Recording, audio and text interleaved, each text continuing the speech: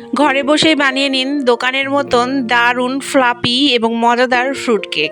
আসসালামু আলাইকুম বন্ধুরা, আজকে আমি মালটা কেক বানিয়েছি।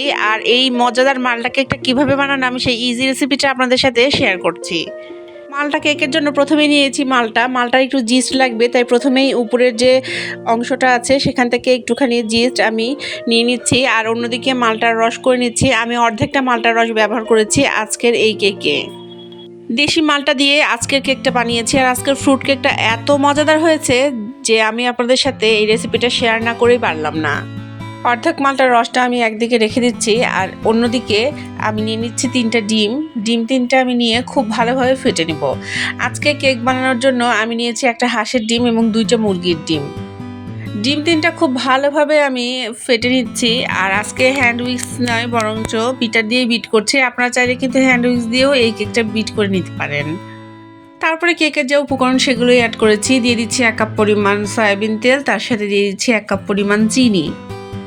আমি লাল চিনিটা ব্যবহার করেছি এবং এখন সবগুলো উপকরণ একসাথে খুব ভালোভাবে ফেটে নিচ্ছি। এখন অ্যাড করে দিচ্ছি 1 কাপ পরিমাণ আটা। আমরা রেগুলার যে রুটি খাই সেই রুটির আটাটাই অ্যাড করেছি। আর তার সাথে অ্যাড করে দিচ্ছি 1 চামচ পরিমাণ বেকিং পাউডার। এখন এই সব উপকরণগুলো আমি চেলে অ্যাড করে দিব ওই ডিম ফেটার মধ্যে। অনেকেই বলতে পারেন মালটা গোটাটা কেন নেননি। আসলে মালটার রস আমি কতটুকু ব্যবহার করব সেটা আন্দাজ করেই আমি অর্ধেক মালটাটা নিয়েছি। এখন মালটার রসটা আমি অ্যাড করে দিচ্ছি। আমি 1/2 কাপ পরিমাণ মালটার রস অ্যাড করেছি, আর মালটার যে ডিসটা রেখেছিলাম সেটাও অ্যাড করে দিচ্ছি। খুবই অল্প সামান্য অরেঞ্জ ফুড কালার ব্যবহার করেছি, তবে আপনারা চাইলে এই ফুড কালারটা স্কিপ করে ফেলতে পারেন। এখন ব্যাটারটা ভালোভাবে মাখিয়ে নিয়ে একটা মোল্ডে ঢেলে দিচ্ছি বেক করার জন্য।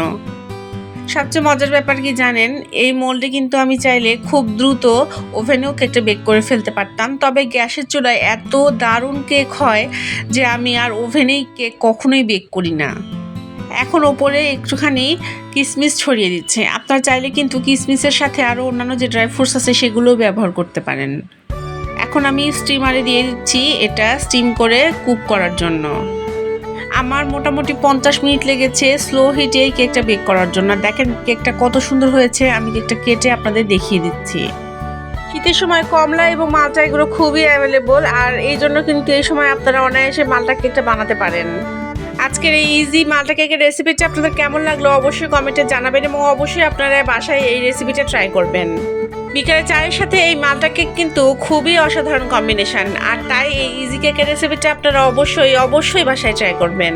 কেকটা দেখেন কতটা স্পঞ্জি হয়েছে, আর আপনি যদি একই রেসিপি ফলো করে বানান তাহলে আপনার কেকটাও ঠিক এইরকমই হবে। সবার সুস্বাস্থ্য কামনা করে আজকের ভিডিওটি এখানেই শেষ করছি। সবাই ভালো থাকবেন, সুস্থ থাকবেন, আমাকে আপনাদের দোয়ায় রাখবেন। আল্লাহ হাফেজ।